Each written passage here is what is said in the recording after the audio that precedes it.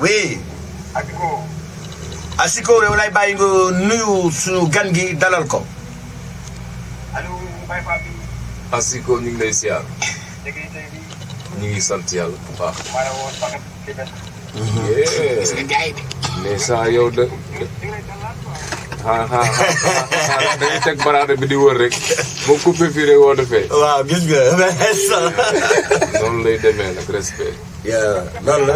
maa la ko wax 33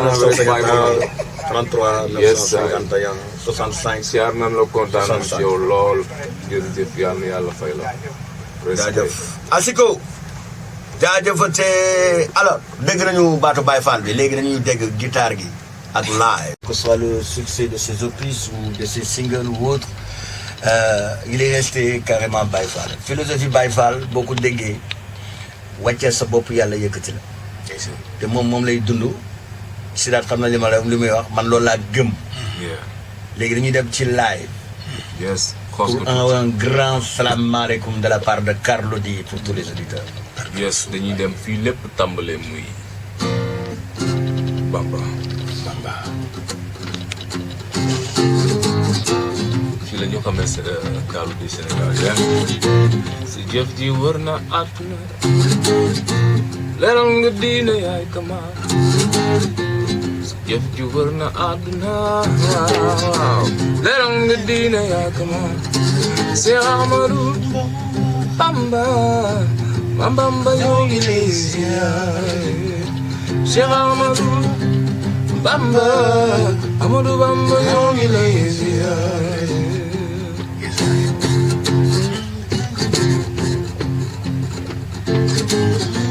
atum 1850 ba atum 1855 la jooju waay gane si àdduna wa Mbàkke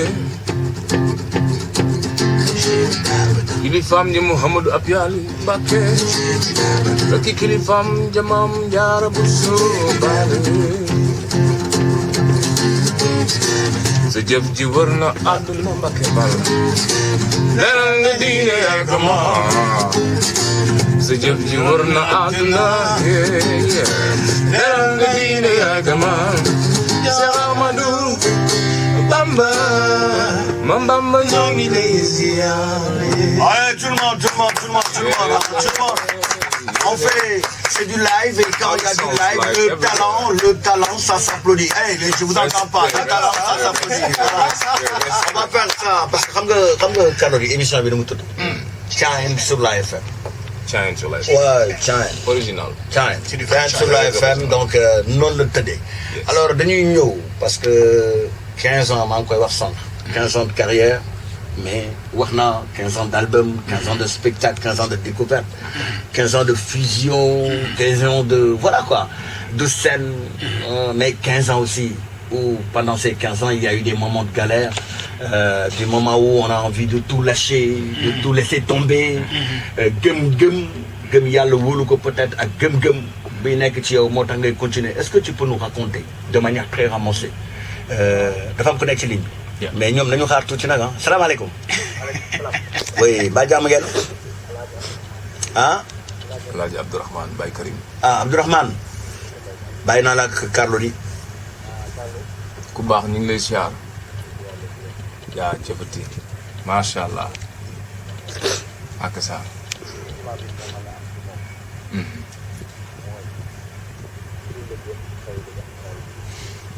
ak sa.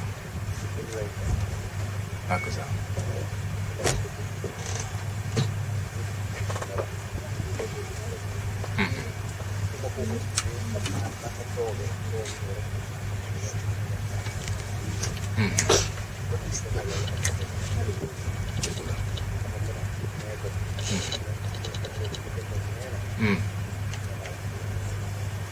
jërëjëf Carlou D mooy wax ak yow nii. waaw. mooy si. mooy yëkkatil baat bi tuuti. mooy caan bi waaw. waaw. loo ko ci laaj ci caan bi. lu muy saf. lu muy saf. xam naa ne de. mais doy na war daal. waaw. doy na war daal neex daal def na ko. si daata ngi nee toog mi ngi ñëw léegi wax ak yow. waaw. caayin bi daal neex na xam nga caayin du nugg caayin dañ ciy taamu mu tàng mais caayin bi sedd na neex na te glacé la. jaajëf. bref waaw. waaw dëgg la dëgg la. dëgg la. mais yow dañuy dégg bu baax quoi en fait. c'est vrai baat bi bu jugoon tuuti rek. jokkoo bi dina gën a baax neex waaw. voilà. mi ngi toog na. baat baa ngi doog a toog. yes. allo. voilà donc dañu am tuuti problème mu dégg-dégg mais léegi yow da nga jóge tey ci suba benn rajo. yes. affaire bu nice saa lay wax. rajo bi di jaadoo dalal la. ñu ñëw nag kii mooy directrice su rajo bi. waaw. waaw muy affaire bu ma neex a neex. macha allah. bu dugg sama biir xol. te man du ma waxantu. comme du ma waxantu. donc moom la ñuy dalal. ayca. waaw merci Papis. Mame Sène. waaw ñu nuyu bu baax a baax c'est un immense plaisir. merci le plaisir est partagé. Oui. parce que ku ne xam na ni Thiès FM mooy sunu rajo. ndax ku wax Thiès rek. ñun dañuy daal di yóbbaale ci lépp. vraiment ñuy rafetlu bu baax Carlou ji. teewaayam fii ci diwaanu Thiès tey di def le tour des rajo. di waxtaan ak Thiessois yi. ndax man moom ni ma ko jàppee rek mooy lu am Best FM am RTS am feneen ak feneen lépp c'est nous dans nous. vraiment ku nekk ak sa auditoire. kon bu fekkee ni nag lu mel ni Carlou ji dafa ñëw fii ci diwaanu Thiès. kenn rek waru ko aaki moom. dañ ko war a partager. parce que ku nekk war na jot ci Carlou. ak li muy def tubaar fakàlla macha allah. ñu wax ma aussi ci suba bi mu ñëwee rajo fekk na mu ànd ak sama frère Sidaat Thioune. fekkuma fa ci laa woo Sidaat waxanteeg moom ba mu wax ma ni ma maa ngi fii ma ne eh bien xaaral ma daw parce que fi ma jëm aussi sama kër la. waaw Papis Diallo moom. ku ne xam ne relation yi ñu am man ak moom c'est exceptionnel extraordinaire lépp rafet. macha allah du ma jël seen temps lu bëri. non amul jël temps mais benn laaj c'est-à-dire que maa ngi ko doon laaj ci 15 ans mi mu tënkal ma ko. yow ci 15 ans yii boo ci amoon question boo xamante ni mi ngi lay tarabiste boobu ba léegi. tey mu nekk nii nga am envie laaj ko balaa ngay génne fii dama bëggoon nga laaj ko. waaw am na lu ma seetlu mooy seetlu ni Carlou est international. nan nga def ba yegg foofu ndax ku ne xam na ni musique yombul. ñu ci bëri bu ñuy fël dañ naan mbalax la ñuy def parce que mbalax bi moom la sénégalais yi di gën a consommer wala nanga mais Carlou dafa ñëw jaar feneen mais nag nekk ci niveau boo xam ni tubaar fakal la macha allah Carlou foo jaar. déjà dama lay remercier bu baax ci sa simplicité. ak kawe bi nga ñëwee. man franchement lii mënoo ko dund Dakar si daal bi ma àndal xam na ne dañuy waxante rek di wante bër ci devant la caméra ou devant le micro c'est pas évident. ñu dem Thiès FM ñëw nga bàyyi sa rajo ñëw dox dugg si rajo bi ñu dalal la. mu meloon ni sax def naa ma kii journaliste la ci kër gi la bokk. alors que mooy directrice bi fii. moi je vous dis chapeau. merci. yàlla jàmm yàgg. amiin lii moo tax ñu bàyyi Dakar génn. pour ñëw Thiès. démb ñu ngi woon Mbour. nañ dem Saint-Louis nañ dem Kaolack def région. parce que ci 15 ans yooyu la bokk. pour répondre à cette question c'est pas facile chance bi musique talent dëgg la. mais li ma suma papa aussi Diop di wax tout le temps talent artiste ci carrière am ñu représenté que 5%. li ci des lépp liggéey la liggéey bi nag li ci ëpp presque 65% réseau la ak connexion. artiste day ubbeeku yaatal boppam di gëstu sopp te mën a gëstu dañ kumpa fu mu dem créer ay relation loolu mooy tax nit ñi di xewle di ñëw vers moom loolu kese la ak yàlla bëgg laa dimbali. yàlla bëgg la jàppale. ak philosophie Baye Fall. man quoi philosophie Baye Fall mooy open mind peace li mu wax léegi. merci. En tout cas, merci beaucoup. Merci, Mame Sène, encore une fois également, nous les souhaitons plein succès, beaucoup de réussite, bonne continuation. Merci beaucoup. Et revenez quand vous voulez aussi. Ah, franchement. C'est votre maison, tranquille. Am na ku nekk ci ligne bi, allo. chapeau. waaw ligne bi nag ligne baa ngi gars yi bu xonte allo. oui. DJ Isiko campement Ngexox. Alors yaa ngi ak Carlou D. oui mais day ndaanaan nga dalal. oui mu xamante ni bon Sénégal moom kenn du ko waxaat. sant yàlla. waaw vraiment man je l'apprécie beaucoup. grâce ak sama benn grand bu ma nekkoon à Yoff ñu naan ko Charles Ndiaye. ndeysaan ma njëkk a jox CD boobu maa ngi nekkoon Yoff Océan. ndeysaan. mooy albumu Ndiaye. ndeysaan namm naa la. muy répertoire bu naay. non voilà. l'album Ndeye Dior. c'était en 2008. waaw.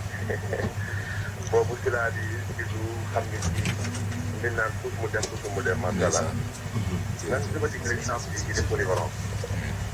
parce que l'international moom macha allah bu ko nekk rek polyvalent ak yomb. am fa nga jëm parce que boo jugee ci daw. xam nga fekk yombul. waaw dëgg la de. daan def ay chorégraphe yu naay ak waa police Black Soul. kon loolu way dina la yomb. waaw franchement. voilà mais damay am benn question bu ma leen posé mooy. Carlou D. xam naa sax yow moom dans toutes les sauces. nga ne lan Carlou D est dans toutes les sauces. dans toutes les sauces. Carlou D dans la sauce.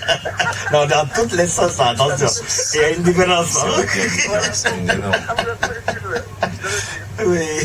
c'est pas facile bien sûr. oui. si. parce que man damay gis des fois Carlou D style Baye Fall. yes. jékki-jékki ba seen kàddu di solo la tenue bi. nekk ci circulation bi juste album bi nga mujjee def vraiment avec la police. vraiment hommage policier yi waaw c'est vrai c'est vrai. non dama koy jéem quoi dama koy jéem.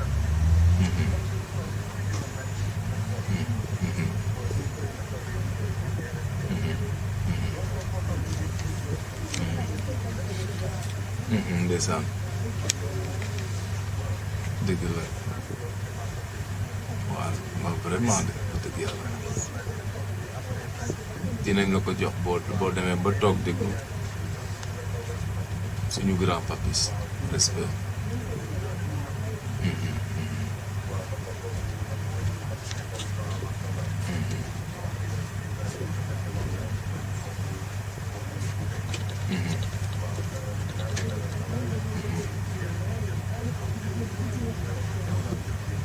macha allah vraiment waaw. ndeysaan franchement.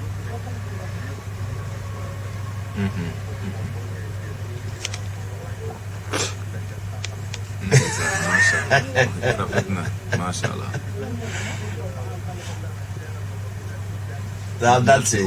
waaw moom mi ngi ci tunnel yi rek xam nga moom mooy borom tunnel yi. waaw ndeysaan. ndeysaan. ok. ndeysaan.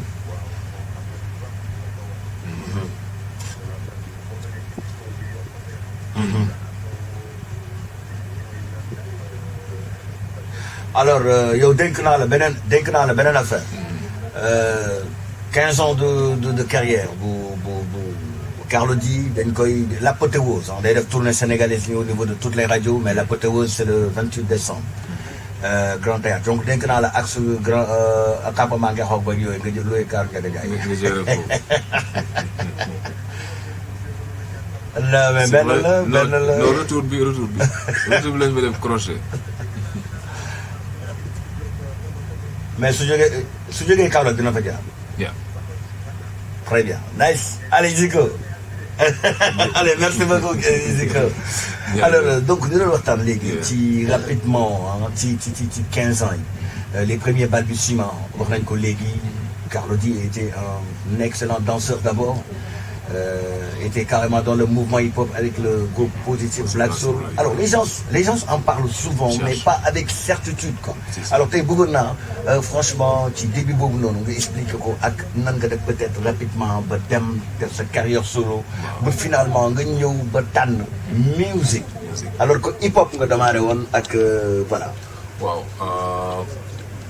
xam nga hip-hop mouvement la et que le rap style de musique la mu ngi dans la musique du lu ma lay jàngal loo xam ne peut-être dañuy wax pour auditeurs yi ñuy déglu ak auditrices yi maa sànq suma benn xarit woote na mu ne ma bul wax 15 ans de musique dès lors 15 ans de vie d'artiste 15 ans d'art en général parce que musique bi ngay def nañ ci boole danse muy remarque bu ma marqué trop parce que il a raison ci 15 ans yi fecc nañ fi ci 15 ans yi jàng nañ fi bind ci 15 ans yi def nañ fi ay poésie ci 15 ans yi dund nañu social bi à fond ci 15 ans yi def nañ fi théâtre ci 15 ans yi def nañ fi opéra ci 15 ans yi jàng nañ ci jouer de l'instrument musique ci 15 ans yi jàng nañ ci composer comment arranger comment structurer le choix tout ce qui tourne autour de l'industrie musicale donc loolu la ñuy fêter mais pas juste la musique il a raison donc loolu mooy Gallo c'est un artiste boo xam ne boo ne artiste rek bàyyiwoo dara da ngay bëgg di fecc da ngay bëgg di composer satisfaire tout genre donc loolu moo waral on voit Gallo partout comme ni ko waa ji waxee il est dans toutes les sauces donc moo waral Gallo est partout moo tax ma ne leen écoutez moi je fais de la musique et je suis un artiste donc mën nañu xaalaat du tout avec Gallo. Du tout. Et donc la transition a été facile à faire quoi. Une suite logique. Entre tout ce mouvement hip-hop puisque la danse comme tu l'as dit tout à l'heure et tout ça c'était da doon ànd ak hip-hop. comme graffiti et tout ça. moom mos a nekk suma mais kañ nga ban moment nga décidé pendant ta carrière solo de changer complètement d'orientation et de faire quelque chose de comme une solo mondiale. bi ma 2008 laa ne bon c'est bon I'm done parce que je peux pas 4 ans ngay def les mêmes scènes di jouer le même public di jouer le même esprit di défendre la même cause ça suffit commencer nag di boring mais je m'ennuie il y a quelque chose luy bab suma biir dënn il faut ma toj ko et commencer di composer def musique jàng côtoyer les musiciens mooy wan comment eux ils enregistrent comment ils évoluent comment ils composent comment ils exécutent sur scène le live que j'ai toujours aimé loolu tey ci la ñuy xuus di pousse une fois que nga dugg ci dootoo taxaw parce que toujours chaque jour t'as envie de faire quelque chose de prouver quelque chose moo ñu indi ba fi ñu toll nii tey. ok les auditeurs waaw ligne bi moom kenn mënu ci dara allo. maaleykum salaam wa rahmatulah. moom laa doon wax léegi remarque bu personne mi ngi. waaw ça va sant yàlla. ñu ngi sant rek. man mii mooy Papis. Papis Diallo. boo duggee Thiès Papis Diallo xam nga ko c'est sûr. on s'est connus en 2000. ah ça c'est waaw c'est possible hein. Ouais.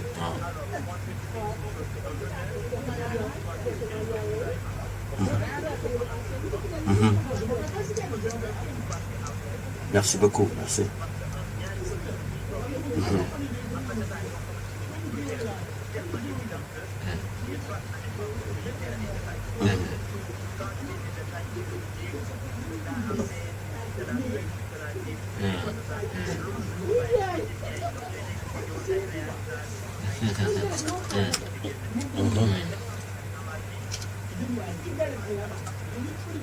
Yes.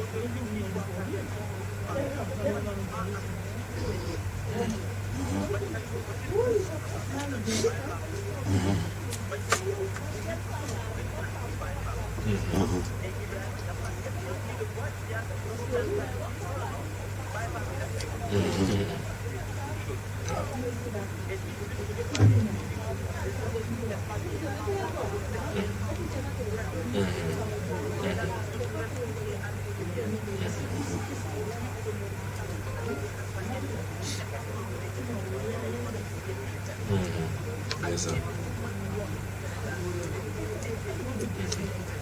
Sûr.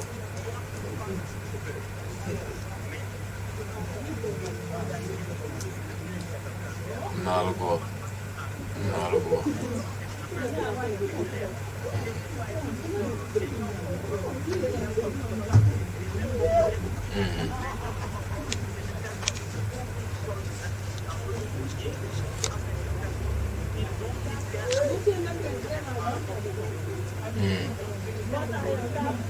dëgg la wallaay dëgg la. kay may ma nag ak meew ñu jógi ca kooduna ko ey bulla dogata bulla misal mi. Yes man. Alors mais attention bi mu woy nii du pour yow kese de. ah Badou. ah man Diallo laa de man de en tout cas Diallo laa de du pour yow kese am bi.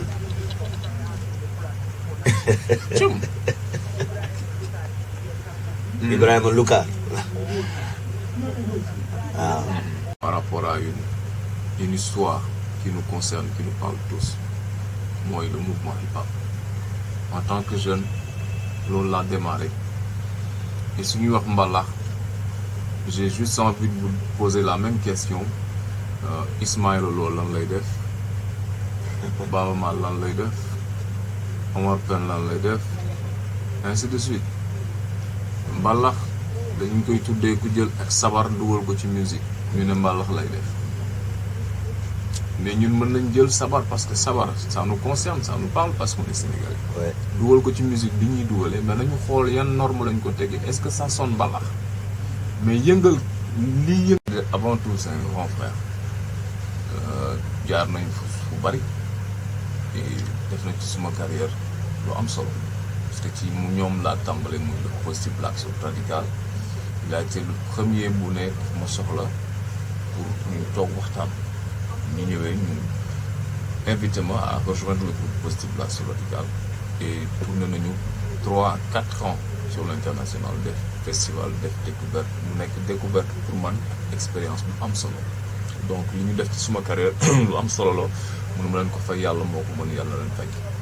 Et je pense que ñëwuma fa loxo neen ñëwuma fa rek taxawaalu dem et woowuñu ma pour dara am na loo xam ne def naa ko fa te bëgg naa ëllëg si biir mu nekk loo xamante ni dinaa ko mën toog pàkkoo ko fu nekk parce que kuy woo nit yaakaar nga ku ñuy woo li ñu lay woowee war nga fa mën a jariñ dara doo dem rek ak loxo neen dëgg. Maintenant mooy def d'ailleurs si festival affaire bi ñuy def nii bëgg naa ko ci woo moom ak éléments yi nekkoon ci biir groupe yëpp mais on a une bonne relation vraiment positive.